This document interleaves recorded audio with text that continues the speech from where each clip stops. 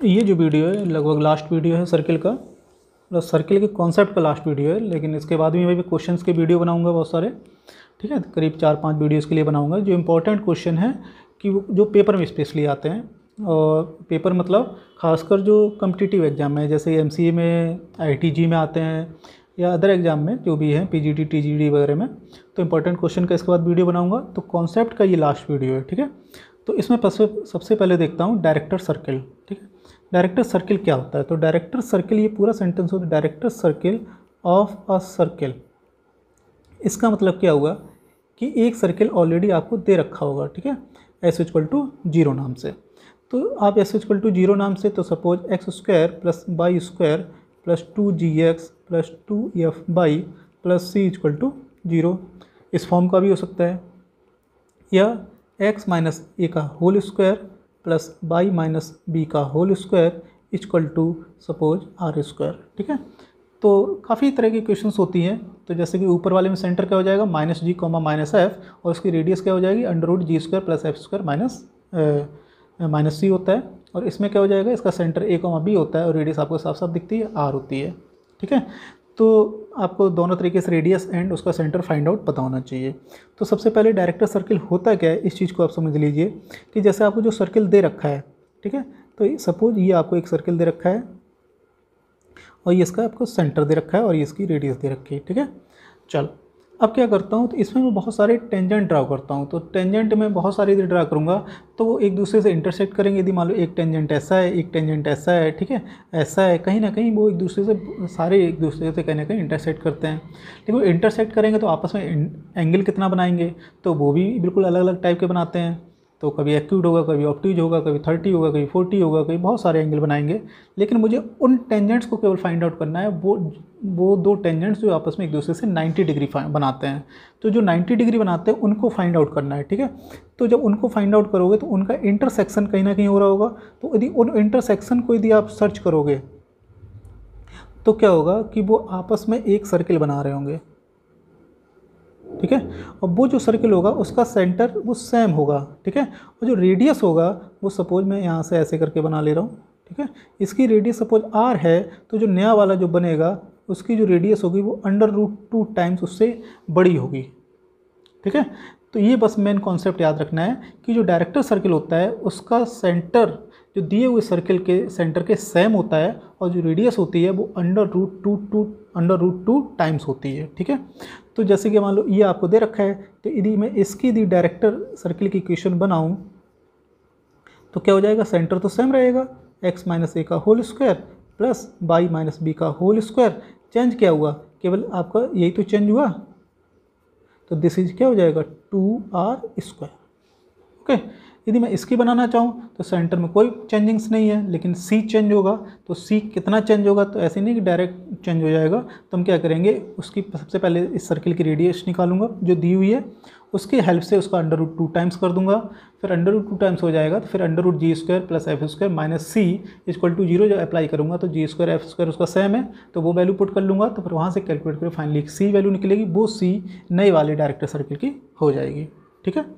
तो ये पेपर में कम आता है, इसलिए मैं ज़्यादा डिस्कस नहीं कर रहा हूँ, इस पर क्वेश्चन नहीं डिस्कस कर रहा हूँ, लेकिन कॉन्सेप्ट बेसिक आना चाहिए। क्योंकि कभी कभी यही प्रश्न केवल रेडियस पूछ लेते हैं आपसे।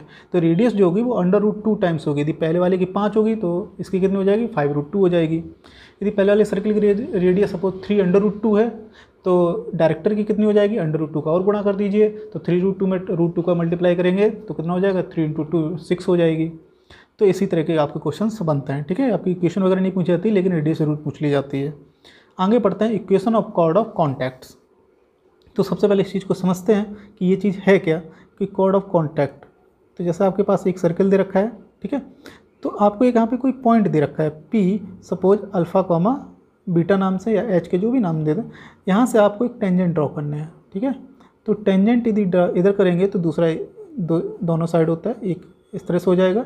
तो यहाँ पे जो कॉन्टैक्ट हो रहा है, ठीक है, कॉन्टैक्ट मतलब टच, जो टच हो रहा है, तो यहाँ इन दोनों पॉइंट्स को आप मिला दीजिए। इन दोनों पॉइंट से मिलाने वाली एक लाइन की इक्वेशन बनेगी, यही कहलाती है equation of chord of contact, ठीक है।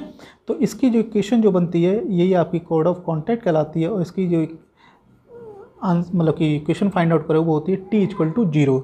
तो टी हम पहले ही पढ़ चुके हैं टेंजेंट वाले में, तो वो टेंजेंट वाले में इक्वेशन सेम लग रही होगी, लेकिन फ़र्क क्या होता है कि जो पी पॉइंट होता है ये अलग अलग होते हैं। वहाँ पे क्या होता है, वो जो अल्फ़ा बीटा वगैरह आपको दिया होता था वो यहाँ पे बाउंड्री भी दिया होता था, ठीक है। तो कॉर्ड ऑफ कॉन्टैक्ट में वो पॉइंट आपको बाउंड्री पे नहीं दे रखा है, यदि बाउंड्री पे दे रखा तो वो खुद ही अब टेंजेंट बन जाएगी, ठीक है। तो क्या दे रखा है, वो पॉइंट आपको बाहर दे रखा होता है, वहाँ से आपको टेंजेंट ड्रॉ करनी होती है। वो टेंजेंट जहाँ पर कट करेंगे मतलब टच करेंगे, उन पॉइंट्स को मिलाते हुए जो लाइन बनेगी वो कॉर्ड ऑफ कॉन्टैक्ट कहलाएगी। तो पॉइंट्स आपको ध्यान रखने की, पॉइंट कॉर्ड ऑफ कॉन्टैक्ट में कहाँ दिया होता है, और जो स्पेशली टेंजेंट में जब दे रखा होता है वो पॉइंट कहाँ दे रखा होता है, ठीक है। तो इसमें t = 0 इसकी इक्वेशन से फाइंड आउट करते हैं। तो सबसे पहले एक क्वेश्चन ही देख लेते हैं, आपको आगे क्लियर हो जाएगा। Find the equation of the chord of contact from contact of tangent drawn from the point 2, -3 to the circle this, ठीक है। तो आपको ये सर्किल आपको ये ऐसे करके दे रखा है और एक पॉइंट आपको दे रखा है 2, -3, ठीक है। तो यहाँ से आपको टेंजेंट ड्रॉ करने हैं। जब टेंजेंट ड्रॉ हो गए तो ये दो पॉइंट यहाँ से ऐसे करके ये दिस, तो इस इक्वेशन की फाइंड आउट करना है। तो ये t = 0 होता है, ठीक है। तो आपको ये फिगर बनाने की जरूरत नहीं है, सीधा आप लेकिन माइंड में सेट करिए कि होता क्या चीज़, बेसिक आपको क्लियर रहता है तो फिगर माइंड में भी रहता है, तो फिगर से आपको ज़्यादा कॉन्सेप्ट क्लियर रहता है, इसलिए फिगर माइंड में रखिए, पेपर बनाने की जरूरत नहीं है। तो t = 0, तो t = 0 मैं कैसे फाइंड आउट करता हूँ, तो जहाँ कहीं भी x² होता था वहाँ पे x1 कर देता था, y² होता था वहाँ पे y1 कर देता हूँ, यहाँ पे x होता है वहाँ पे क्या कर देता हूँ x + x1 / 2, ऐसे ही y होता था वहाँ पे y + y1 / 2 कर देता हूँ, ठीक है। तो ऐसे इसमें कर लेना है। x² क्या हो जाएगा, हमारा पॉइंट है 2, तो दिस क्या बन जाएगा 2x बाई, यहाँ पे -3 है तो ये -3y + 4। x में क्या करना है, x + 2 / 2,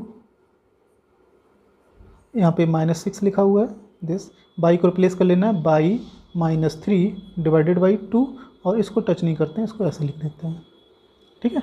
अब क्या करना है, इसको सिंप्लीफाई करना है, आंसर फाइंड आउट हो जाएगा आपका,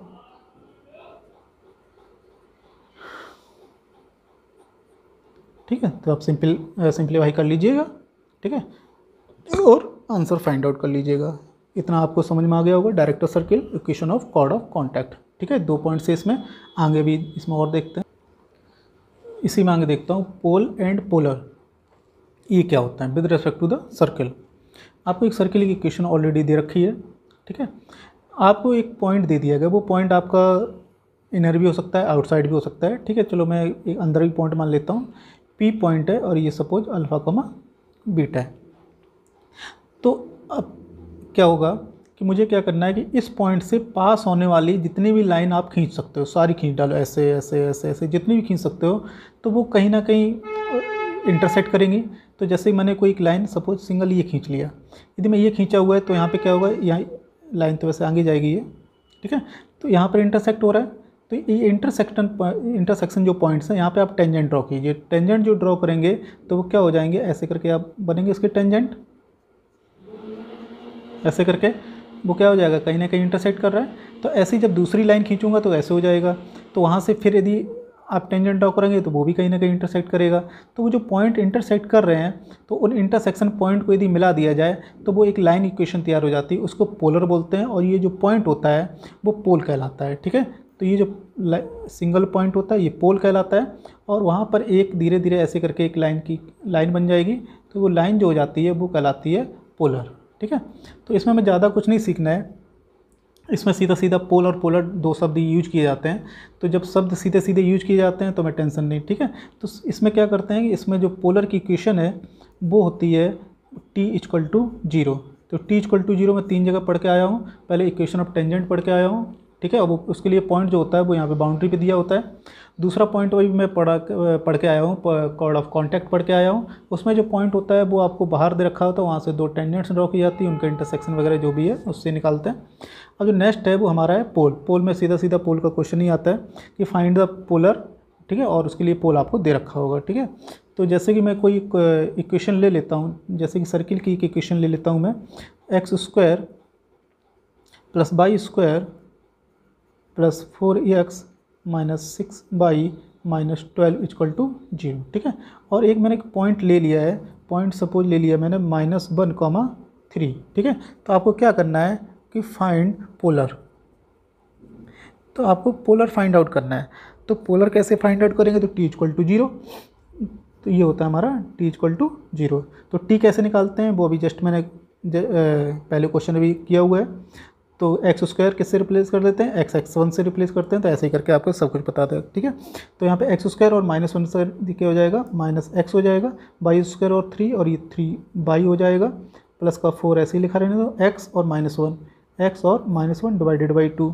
यहाँ पे -6 को कॉपी कर लेता हूँ, y हो जाएगा 3 के साथ, तो y प्लस 3 डिवाइडेड बाई 2 हो गया, और यहाँ पर है -12, दिस इज इक्वल टू 0, ठीक है। तो इसको सॉल्व कर लीजिएगा, ये हमारी क्या हो जाएगी, पोलर की इक्वेशन हो जाएगी, ठीक है। तो अब दूसरा क्वेश्चन क्या देते हैं कि आपको पोलर की इक्वेशन दे रखी है, पोल फाइंड आउट कीजिए, ठीक है। तो सपोज जैसे कि मैं नेक्स्ट क्वेश्चन कर लेता हूँ, आपको s इक्वल टू मान लो x square plus y square plus 4x minus 6y minus 12 equal to 0, ये आपको क्या है, ये दे रखा है। और एक पोलर की इक्वेशन भी आपको दे रखी है, वो है suppose x plus 2y minus 3 equal to 0, ठीक है। ये भी आपको गिवन है। आपको फाइंड आउट क्या करना है कि पोल फाइंड आउट करना है। तो पोल आपको जब फाइंड आउट करना होगा तो उसको कैसे निकालेंगे, ठीक है। तो हम क्या करेंगे, उसके लिए लेट जो पोल है वो हम मान लेते हैं अल्फ़ा कॉमा बीटा है हमारा। तो यदि पोल अल्फ़ा बीटा है तो दिस और दिस, तो ये इससे मिलके हम एक पोलर की इक्वेशन बनाएंगे, वो क्या होती है, t इक्वल टू 0। तो t इक्वल टू 0, तो कैसे इसको करेंगे, तो alpha x plus beta by फिर हो जाएगा 4x plus alpha divided by 2 plus, sorry यहाँ पे -6 है, -6 by plus beta divided by 2 और यहाँ पे -12 इक्वल टू 0, ठीक है। ये क्वेश्चन तो आपने फाइंड आउट की हुई है, और ये जो ऑलरेडी दे रखी थी, तो जो गिवन थी वो थी हमारे पास x plus 2y minus 3 equal to 0, ठीक है। तो भैया अब आपने अपने हिसाब से निकाली, उन्होंने अपने हिसाब से दे रखी थी, तो दोनों के आंसर सेम होने चाहिए। तो दोनों के आंसर सेम होने चाहिए, इसका मतलब हुआ x के कोफिशिएंट, y के कोफिशिएंट और z के कोफिशिएंट के रेशियो जो होंगे वो कैसे होने चाहिए, सेम होने चाहिए, ठीक है। तो दोनों की कांस्टेंट आप निकाल लीजिए। इसमें भी आप निकालेंगे x के जो कोफिशिएंट पार्ट है वो यहाँ से अल्फ़ा आ रहा है, ठीक है, और यहाँ से +2 आ रहा है, इस वाले से 1 आ रहा है। ऐसे ही आप y का कोफिशिएंट वगैरह निकाल लीजिए और कांस्टेंट टर्म निकाल लीजिए। तो मैंने सब एक साथ लिख लिए। तो alpha plus 2 divided by 1, beta -3 divided by 2 और दिस डिवाइडेड बाई -3। अब ये हमारी इस तरह से पूरे रेशियो वाला कॉन्सेप्ट बन गया है। अब क्या करना है, मुझे यहाँ सॉल्व करना है, फर्स्ट और थर्ड को ले लेना है, सेकंड एंड थर्ड को ले लेना है, और ऐसे ही आगे यदि ज़रूरत पड़े तो फर्स्ट और थर्ड को मिला के इक्वेशंस आपकी बन जाएंगी। आपकी अल्फ़ा बीटा 2 अननोन है, 2 अननोन के लिए 2 इक्वेशन सफिशिएंट हैं। तो फर्स्ट और सेकंड को ले लीजिए, आप सेकंड और थर्ड को ले लीजिए, 2 इक्वेशन बन जाएंगी, उनको आप सॉल्व कर लीजिएगा। वहाँ से आप अल्फ़ा बीटा आप कैलकुलेट कर लेंगे, और अल्फ़ा बीटा कैलकुलेट कर लेंगे तो वही तो मैंने पोल माना था अल्फ़ा कॉमा बीटा, तो वही आपका आंसर हो जाएगा। तो आंसर आपका क्या हो जाएगा कि जो भी आपने अल्फ़ा बीटा निकाला है वही आपका आंसर हो जाएगा, ठीक है। तो यहाँ पर आपका पोल एंड पोलर का कॉन्सेप्ट ख़त्म होता है। सर्किल का लास्ट कॉन्सेप्ट देखता हूँ। इसमें दे रखा है equation of the chord bisected at a given point, ठीक है। मतलब आपको एक कॉर्ड की इक्वेशन फाइंड आउट करनी है जो किसी पर्टिकुलर पॉइंट पे क्या कर रही हो, बाइसेक्ट कर रही हो, ठीक है। तो जैसे मान लो एक सर्किल आपको दे रखा है, आपको एक कोई जैसे मैंने पहले कॉर्ड खींच लेता हूँ, तो कॉर्ड की जो लेंथ होती है वो ये मानी जाती है, ठीक है। इसका मिडिल पॉइंट ये है, ठीक है। तो ये पर्टिकुलर पॉइंट मान लिया अल्फ़ा कॉमा बीटा। ये कह रहे हैं कि आपको एक इक्वेशन कॉर्ड की फाइंड आउट करनी है, ठीक है। क्या फाइंड आउट करनी है, जिसका middle point alpha comma beta हो, ठीक है। तो ये कॉर्ड यूनिक होगी क्योंकि इस पॉइंट से पास होने वाली बहुत सारी कॉर्ड बनेंगी। आप ऐसे भी कर सकते हो, यदि ऐसे करोगे तो आपको पता चलेगा यहाँ से यहाँ की लेंथ और यहाँ से यहाँ की लेंथ की डिफरेंस होगा, ठीक है। तो ऐसे बहुत सारी कॉर्ड बनेंगी, लेकिन एक ही यूनिक कॉर्ड जो होगी जिसका middle point alpha comma beta होगा, ठीक है। तो उस कॉर्ड की इक्वेशन फाइंड आउट करनी है। तो क्या होता है, जैसे आपको suppose circle S equal to 0 दिया हुआ है, तो जो आप इक्वेशन फाइंड आउट करना चाहते हो, ठीक है, तो उसकी इक्वेशन जो बनती है वो बनती है टी आप जानते हो कैसे निकालते हैं, एंड एस डैश भी आप जानते हो कैसे निकालते हैं, ठीक है। दोनों चीज़ें आप जानते हो। क्वेश्चन कर लेते हैं, रिवाइज हो जाएगा। क्या कह रहे हैं, find the equation of the chord of और circle this bisected at the point this. ठीक है, तो ये वाला हो गया बाइसेक्टेड, मतलब मिडिल पॉइंट होगा उसका। ठीक है, तो कैसे फाइंड आउट कर लेंगे, तो मैंने आपको बताया t equal to S dash, इससे आपको मिल जाएगा। तो सबसे पहले जो s दे रखा है उसको लिख लेते हैं, x square by square minus 6x plus 8y, ये दे रखा है। तो पहले ध्यान रखिए एक्स स्क्वायर बाई स्क्वायर के कोफिशिएंट हमारे 1 होने चाहिए। ठीक है, जनरली यही करते हैं, कभी कभार कुछ में डायरेक्ट यूज कर लेते हैं तो वहाँ मिस्टेक नहीं होती है, लेकिन मोस्टली मिस्टेक हो जाएगी। तो पेपर में ध्यान रखिएगा एक्स स्क्वायर और वाई स्क्वायर के कोफिशिएंट 1 रखने हैं आपको। ठीक है, तो यदि एस हमारा ये है तो एस डैश क्या हो जाएगा, S dash at point minus 5,-3, इसको कैलकुलेट कर लेते हैं। This is 25, this is 9, this is 6 पंचे 30 होता है, तो माइनस का 30 एंड 8 24 माइनस का 24। यदि मैं इसको कैलकुलेट करूं तो कितना हो जाएगा, 54 एंड 25 दिस 9 34, तो हो जाएगा -20। ठीक है, मिस्टेक होगी बाद में देख लेंगे अभी। तो और टी कैसे फाइंड आउट करते हैं, टी इस पॉइंट और इसकी हेल्प से, मतलब 5x हो जाएगा ये हमारा, -3 और दिस तो माइनस का 3 हो जाएगा, और -6 को ऐसे ही लिख लेता हूँ, x plus 5 divided by 2 plus 8 को ऐसे ही लिख लेता हूँ, ये हो जाएगा बाई -3 डिवाइडेड बाई 2, और इसमें आगे कुछ नहीं दे रखा है तो t हमारा इतना ही है। ठीक है, अब इसमें पुट कर लेता हूँ, तो इसमें जब पुट करूँगा और थोड़ा सा सिंप्लीफाई कर लेता हूँ, t हमारा हो जाएगा ये 5x माइनस 3y, ये 2 यहाँ पे -3 बचेगा तो ये हो जाएगा माइनस का 3x माइनस 5 15, ये 4 तो ये 4y और 4 12 इक्वल टू -20। ठीक है, x दोनों को एक साथ कर लेता हूँ, this is 2x minus 3y this, तो प्लस का y हो जाएगा, और ये हमारा -15 -12 माइनस का 27, तो माइनस का 27 उधर जाएगा तो प्लस का 27 हो जाएगा, प्लस का 27 हमारा टोटल बचेगा 7। ठीक है, तो ये जो हमारी इक्वेशन आ गई, तो यही हमारी क्या हो जाएगी, equation of the chord which is bisected at the point 5,-3। ठीक है, लाइन की इक्वेशन है, एक्स स्क्वायर वाई स्क्वायर तो नहीं आ रहा है। ठीक है, ये भी ध्यान रखिएगा। तो यही हमारा क्या हो गया, आंसर हो गया। राइट, इसी तरह के क्वेश्चंस आपके पेपर में आते हैं, सिंपल आते हैं, टेंशन ना लीजिए, हमारे साथ जुड़े रहिए। आगे जो टॉपिक है वो पैराबोला है, पैराबोला से पहले हम कुछ वीडियो और बनाएंगे जिसमें सर्किल के वो सारे इंपॉर्टेंट क्वेश्चन होंगे जो कि आपके पेपर में आते हैं। ठीक है, जितना मैं पढ़ा रहा हूँ उतने कॉन्सेप्ट को अच्छे से पढ़ लीजिए, जितना क्वेश्चन करा रहा हूँ बस उन्हीं करा लीजिए। मोस्टली जो हमारे पढ़ाए हुए क्वेश्चन होते हैं वो डिक्टो कॉपी पेस्ट आते हैं पेपर में। ठीक है, तो हमारे साथ हमेशा जुड़े रहिए, चैनल को बीच बीच में सब्सक्राइब भी करते रहिए, लाइक भी करते रहिए। यदि पसंद हो तो लाइक कीजिए, ना पसंद हो तो डिसलाइक मत कीजिए प्लीज़।